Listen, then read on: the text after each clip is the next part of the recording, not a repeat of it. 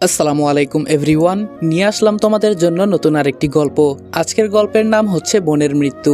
ভিডিওটা যদি YouTube channel থেকে দেখে থাকো তাহলে অবশ্যই চ্যানেলটা সাবস্ক্রাইব করে দিবা, আর যদি ফেসবুক পেজ থেকে দেখে থাকো তাহলে পেজটা অবশ্যই ফলো করে দিবা। তো চলো বেশি কথা না বলে গল্প শুরু করা যাক। তোর বোনকে আমার কাছে বিক্রি করে দে। আমি বললাম বেস্ট ফ্রেন্ডের পরিচয় দিলি? ফাহিম বলল, যখন শুনবি তুই তোর বোনকে ধর্ষণ করেছিস তখন সহ্য করতে পারবি তো? আমি বললাম এতটা নিচে নেমে যাবি আমি ভাবতেও পারি নাই। ফাহিম বলল, তোর ভাবনাতে আমার কিছু আসে যায় না। আমি বললাম আমার বোনকে ছেড়ে দে। ফাহিম বলল, তোর সামনে তোর বোনকে আজকে আমি ধর্ষণ করব। আমি বললাম প্লিজ ফাহিম, তুই আমার সাথে যা ইচ্ছা কর, তবুও আমার বোনকে ছেড়ে দে। ফাহিম বলল, তোর সাথে বন্ধুত্ব করার যে একটা কারণ আছে। আমি বললাম আমি যদি জানতাম কখনো তোকে আমার বেস্ট ফ্রেন্ড করতাম না। ফাহিম বলল, সত্যি তোর বোন অনেক সুন্দর, আজকে অনেক মজা হবে। আমি বললাম ফাহিম, তুই আমার আম্মুর হাতে খাবার খেলি, আমার আপন ভাইয়ের মতো আমি তোকে দেখি, আর আজকে তুই আমার বোনকে ধর্ষণ করার ফাঁদ পেতেছিস। ফাহিম বলল, তোর সাথে ফ্রেন্ডশিপ করার এটাই কারণ ছিল। আমি বললাম আজকে তোর কথা শুনে আমার খুব খারাপ লাগছে। ফাহিম বলল, লাগলে আমার কি? আমি বললাম আমি মানুষ চিনতে ভুল করেছি রে।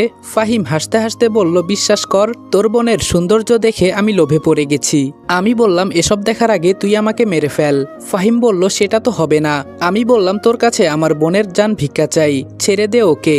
ফাহিম বলল, মাফ করিস বন্ধু, এটা পারবো না। আমি বললাম ও মাত্র ক্লাস 10-এ পড়ে, পিচ্চি একটা মেয়ে। ফাহিম বলল, ছোট মেয়েদের খেতে অনেক মজা হয়, জানিস না তুই? আমি বললাম প্লিজ ফাহিম, শেষবারের মতো একটা অনুরোধ করলাম, তুই এটা রাখ, তোর কাছে আর কিছুই চাইবো না আমি। ফাহিম বলল, আমার কাছে কিছু চাইবার ক্ষমতা নাই তোর, আমি তোর কিছুই হই না। আমি বললাম এতদিন তাহলে কি ছিলি আমার? ফাহিম বলল, তোর বোনকে কিভাবে নির্জনে আনা যায় তার চিন্তা ভাবনা করতাম সব সময়। তোর মা তো তোর বোনকে সবসময় নজর এড়াতেই দিত না। আমি বললাম তাহলে তোর মোট কথা ওকে তুই ছাড়বি না। ফাহিম বলল, তোর বোনকে আগে তোর সামনে ধর্ষণ করব, আর মানুষ জানতে পারবে এই ধর্ষণ তুই করেছিস।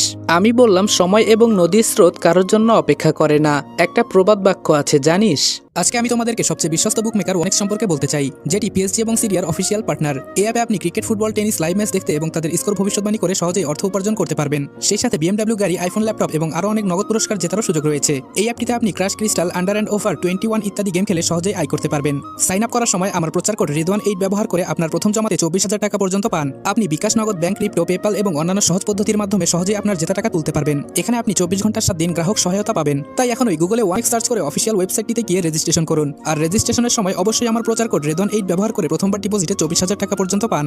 ফাহিম বলল, আরে তুই আবার আমাকে কি করবি? তোর শরীরে তো এক ফোঁটাও রাগ নাই। আচ্ছা তোর বোনকে আমি ধর্ষণ করব, এরপরেও কি তোর রাগ হয় না? আমি বললাম তোর মতো আমি নেমহারামি না, আমার মা বাবা আমাকে ছোট থেকে শিক্ষা দিয়ে তুলেছে। লোহার রডটা দিয়ে আমার মাথায় একটা আঘাত করলো, মাথা ফেটে রক্ত আসছে এখন। ফাহিম বলল, কি রে শালা, এরপরেও তোর কি একটুও রাগ হয় না আমার উপর? আমি বললাম এক কাজ কর, তুই আমাকে মেরে ফেল। ফাহিম বলল, এটা করা যাবে না, একটু পর তো তোর সামনে তোর বোনকে ধর্ষণ করব, আর সেটা তুই দেখবি না, এটা কি কখনো হতে পারে?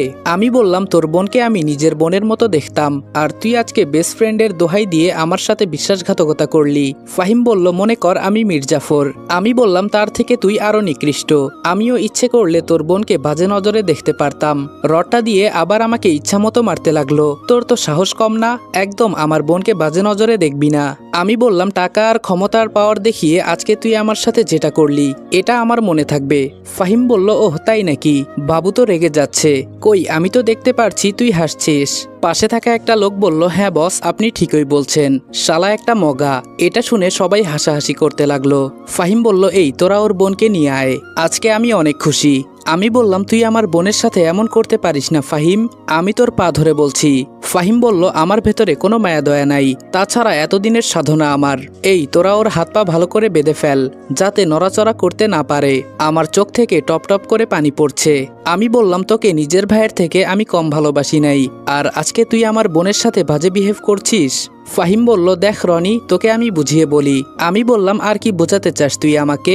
ফাহিম বলল, প্রত্যেকটা বিষয়ের পেছনে একটা কারণ থাকে, আমি বললাম তোর মতো মানুষরূপী কুত্তা যেন কারো ঘরে না জন্মায়।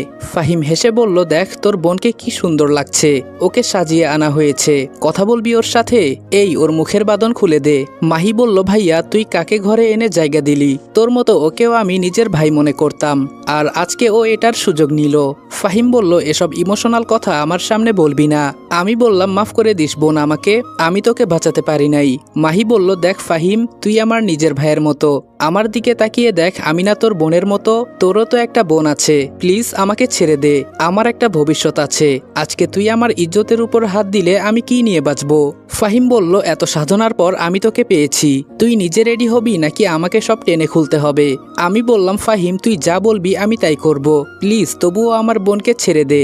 ফাহিম বলল, একটা কুকুরের সামনে একটা মাংসের হাড্ডি রাখা হলো, সে যেভাবেই হোক যে কোনো কিছুর বিনিময়ে হলেও এটা নিয়ে ছাড়বে, বুঝতে পারলি তো?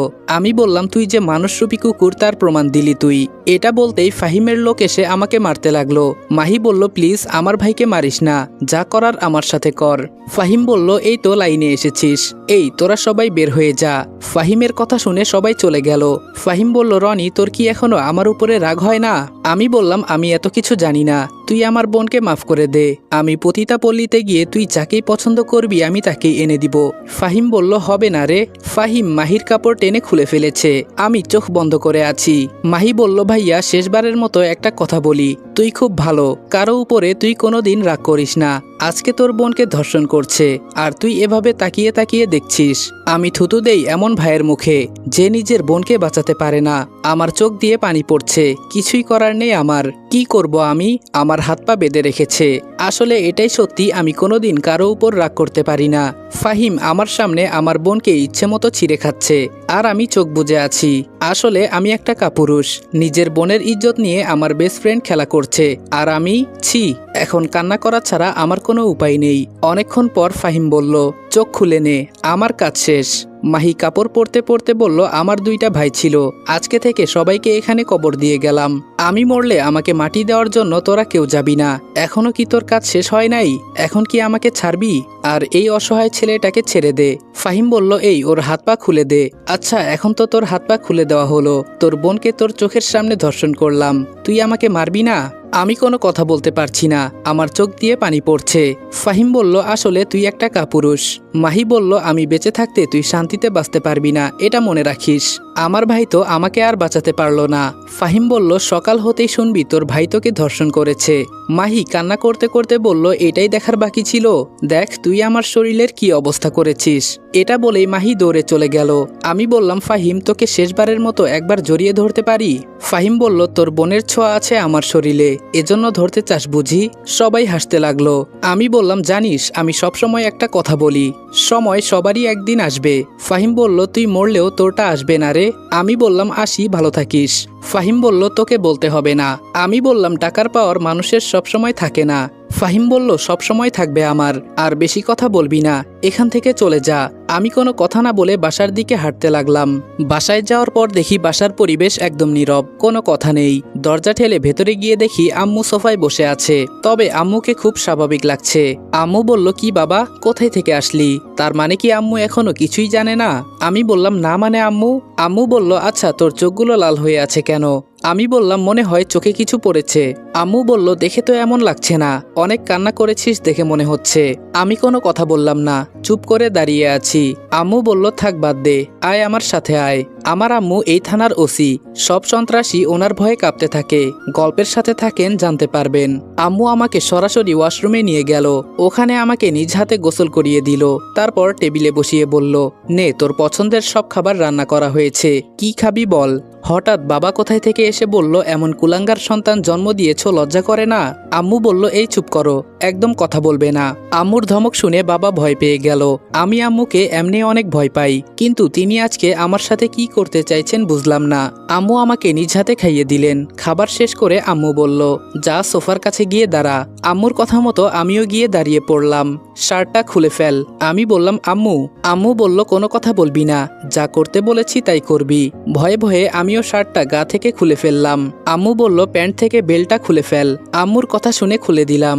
বেল্ট বেল্ট হাতে নিয়ে আম্মু বলল, একটা কথা যদি বলিস তাহলে আমাকে আর আম্মু ডাকবি না, যেভাবে দাঁড়িয়ে আছিস সেভাবেই চুপ করে দাঁড়িয়ে থাকবি। আমি বললাম, জি আম্মু। বেল্ট হাতে পেঁচিয়ে আম্মু আমাকে ইচ্ছে মতো মারতে লাগলো। আমি চুপ করে দাঁড়িয়ে আছি। আম্মু বলল, আমার কি অপরাধ ছিল? নিজের ভাইয়ের সাথে কি তার বোন সুরক্ষিত থাকতে পারে না? আর কতদিন আমি তোর বোনকে প্রোটেক্ট করব? ভাই হয়ে তুই কিছুই করতে পারিস না কেন? বাবা বলল, এই কি করছো? ছেলেটা মারা যাবে তো। আম্মু বলল, যেখানে দাঁড়িয়ে আছো চুপ করে দাঁড়িয়ে থাকো, দরকার পড়লে ওকে হাসপাতালে নিয়ে যাব।